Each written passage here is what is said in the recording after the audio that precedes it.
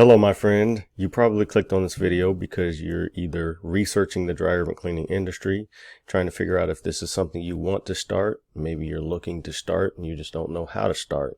Or maybe you already started your business and you're just looking for more answers to the questions that you have as far as scaling. Maybe you're struggling. Maybe you're not consistently getting customers and you're not able to meet your goals, your personal goals. And so this video is for you. No matter if you're starting or you started and you're looking to more consistently grow your business. My name is Jacob. I own a company called Dryer Vent Tech. You may have seen us, you may have not. Just in case you haven't heard of our company before or me before, I started back in 2017. And so I've been in it for, at this time that I'm making this video, for about 7 years, going on 7 years. And there's a lot that I've learned so far in the industry. We've had a decent amount of success so far, and I enjoy helping people get results in this industry, which is why I decided to shoot this video, because I've noticed that a lot of people make certain mistakes in this business. And one of those mistakes is thinking that you need all of these things to get started. And you have to do this, you have to do that. And you set the bar so high that it seems impossible for you to get started. Now, if you have a big budget, then, maybe you go ahead and get started and you have everything you need and everything is perfect and you're the best at what you do. But most people aren't in that category. Most people don't have that luxury. Most of the time, if someone's starting a business, it's because they don't like their job. They're not making enough at their job. Maybe their job is working them to death and they want more time with their family. So I don't know what your reasons are, but there's a good chance that you won't be able to start if you have the wrong mindset behind starting. So I'm going to cover that. I'm going to get into 3 simple steps that you can take to start your business quickly and also scale your business consistently so you can achieve your goals more consistently. All right, let's get started. The first step is to start small and think big. If you're going to do this, then you're going to need to shift your mindset from I need to I have. Think about it. If you only focus on starting your business later with all of the things you currently don't have, then you're going to ignore all of the things you currently do have that you can use to get started now. I'm an admin of the Dryer Vent Cleaning Brotherhood Facebook group, and I've had quite a few conversations with people who are trying to start their business. And what I've noticed is that the majority of people set the bar too high and pass up on lots of opportunities as a result. Most people think they need a CDET certification before they get started, or they need an LLC first, or the best dryer vent cleaning equipment first, or a fully loaded work van first, or this first, or that first, when all you really need is 5 things. I'll share those 5 things with you now. And keep in mind, we're talking about things you need to get started, not things you need to master the trade and reach pro status. Here's what you need to get started. 1, some basic knowledge of how to get the job done the right way. Some basic tools you can use to get the job done right. A vehicle that gets you from point A to point B. General liability insurance. And last but not least, customers. That's really all you need. If you have enough cash on hand to purchase the best equipment, the best work van, and get it wrapped with the best wrap, and get the best certification and get started now, then hey, by all means, do your thing. But if any of those things is keeping you from getting started now, I recommend you decide it's not a right now necessity and just get started now with the bare minimum necessities. Be okay with just planning that big thing for the future. Be okay with just thinking big, having very big, clear goals, and starting small for now. I know you probably want to be great. You want to be the best, and that's a good thing to want, but greatness starts somewhere, right? Everybody has to start somewhere. Even greatness has a start. The truth is, you don't have to be great to start, but you do have to start to be great. I wasn't great when I started. When I started, I was in a very challenging position financially, and I was struggling with my health. That's a long story, but when I got started, I had to borrow my friend's drill. I bought a lint eater kit from Lowe's, some basic tools to disconnect dryer transition hoses, and use my car as my work truck. I found a really cool compact ladder that could fit in my trunk, and I got busy. And if I had to do it all over again the same way, I would gladly start my business over again the same exact way, because I was able to start seizing opportunities early. I started getting customers and making money in a short amount of time, and with that money, I was able to reinvest in my business. I was able to purchase better equipment and eventually purchase a truck, so on and so forth. One of the mistakes we make as new business owners is not understanding opportunity cost. A good question to ask yourself is, how many opportunities could I potentially be passing up if I wait X amount of time, and how much could that cost me? When it comes to starting a business, good enough is good enough. If all you can afford is a simple lint eater kit, go for it. It's good enough, trust me. What's more important than the tools being used is the person that's using the tools. As long as you're honest and committed to providing the result your customers are paying for, you're golden. I know there are a lot of opinions in this industry, and if you talk to someone else, they may or may not discourage you from starting with the bare minimum. And although I respect everyone's opinion, I would strongly encourage you to ask yourself the question, do they pay my bills? At the end of the day, you have to make the best decision for you and your family if you have one.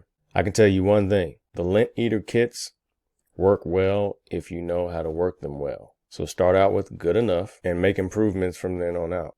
There's a saying I like, it's good, better, best. Never let it rest until your good is better and your better is best. So start out with good, consistently make it better, and you will become the best in due time.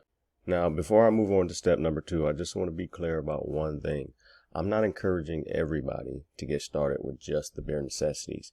If you can, if you have the money and the time to invest in all of the training that you need and get all of the equipment that you need, the best of the best, then definitely do that, because you're going to be off to a better start that way.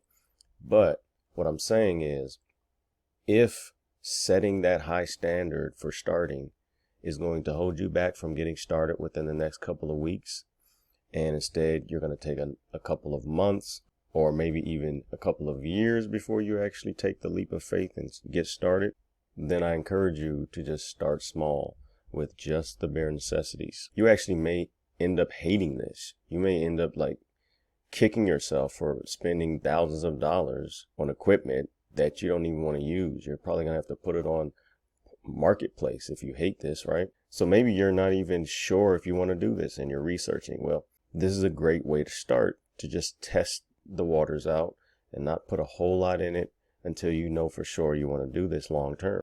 And as far as lint eater kits go, we still keep lint eaters on the truck. We use Vent Vision and Snap Lock. They both have unique uses, but we also keep lint eaters in our truck just in case something happens to our best equipment. So if we still use it from time to time, I guarantee you, as long as you learn how to use that kit, you can definitely get started with it and it'll be good enough. All right, on to step number 2, get customers. This is another step where the right mindset is key. If you're like most new business owners, you probably have some bad ideas in your head right now about getting customers. You probably don't have much experience with marketing, and you may be planning to do very time-consuming, very exhausting marketing or sales activities like door-to-door sales, leaving door hangers, yard signs, so on and so forth. If this sounds like you, if you've been planning to do some of these things, or you have been doing some of these marketing activities, although I applaud your hustle, I want you to consider something. Your time is one of the most valuable assets you have in business besides your mind. Your time is one of the most valuable assets in life, period. I mean, time is the stuff life is made of. So I encourage you to not get stuck in a vicious cycle of trading your time for money, your life for money. After all, you're probably watching this video right now because one of your goals is to stop trading your time for money at your current job. That's why most of us decide to start a business in the first place. When you engage in marketing activities that require you to consistently invest your time in order to gain customers, you're setting yourself up for a very painful, very exhausting business roller coaster that you're probably going to end up begging to get off of by the time you're rolling. Not to mention, there's a good chance you never get rolling because those marketing strategies usually don't work well anyway. So at this point, you're probably thinking, okay, Jay, now that you've shot down all of my marketing ideas, what strategies do you recommend? Great question. I'll just share with you what I did when I got started.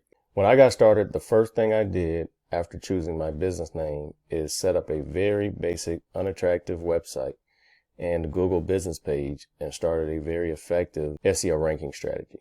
The next thing I did was make a list of everyone I knew that owned a home. I started calling them and used a simple script to let them know I was starting a dryer vent cleaning business and see if they either needed their dryer vent cleaned or knew anyone that might need their vent cleaned. Those were my first paying customers, and I was able to get my first couple of 5-star Google reviews from them as well. And in the meantime, I was working consistently to rank my website and GBP to the top of Google for search phrases my potential customers were using. And I was able to rank my GBP in the top 3 in 28 days and began getting calls and scheduling my first jobs. And my first week, I made $547, and the rest is history. I scaled to 6 figures a year within my first 20 months in business, and my business has grown exponentially each year since. And this is just what I did, but you could actually do better, and I'll explain how in the next step. But you may be saying at this point, but Jay, I don't know how to do SEO and rank websites. How am I supposed to do that? Well, today's your lucky day. I created a free training to help you get started. It's called The Fastest Way to Rank High on Google Without Hiring an Expert or Becoming an Expert.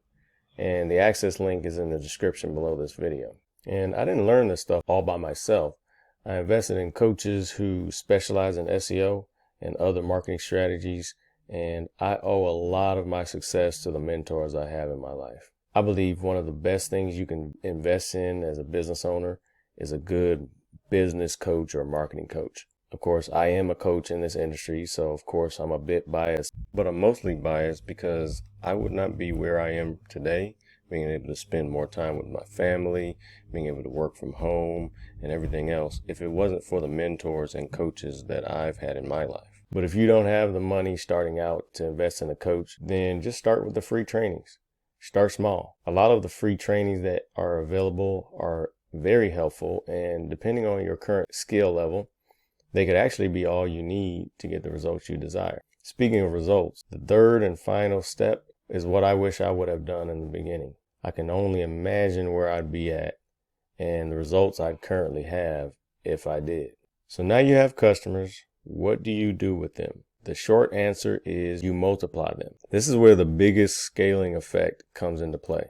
It's funny, when I think of multiplying your customers, I think of how a family multiplies over time. Me and my wife have been married for 4.5 years so far, and we have a total of 4 kids, 3 together. And when people show their amazement at how fruitful we've been, I always like to say, hey, God told us to be fruitful and multiply. We're just being obedient. So I crack myself up, as you can see. But what's really cool is you not only can use the concept of multiplication to multiply your offspring, you can also multiply your customers in 3 simple steps. Here's how it works. Step 1 is you do a great job. Simple enough, right? I'm still amazed at how many people don't do a good job. They cut corners, they make a mess in the customer's home, they break stuff and hide it. Dishonest, careless, and very unprofessional.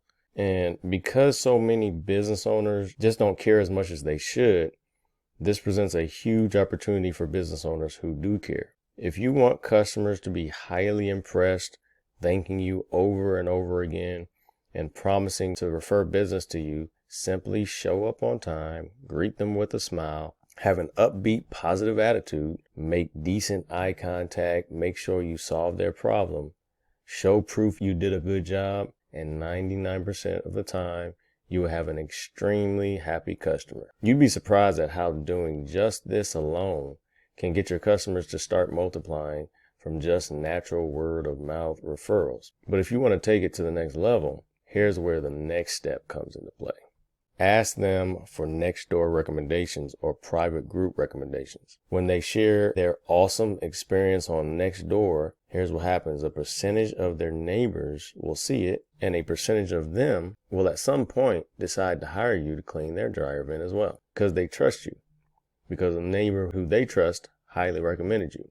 Almost every time a customer of ours recommends us in their Nextdoor community or private Facebook community, we get at least one customer within a week and even more customers over time.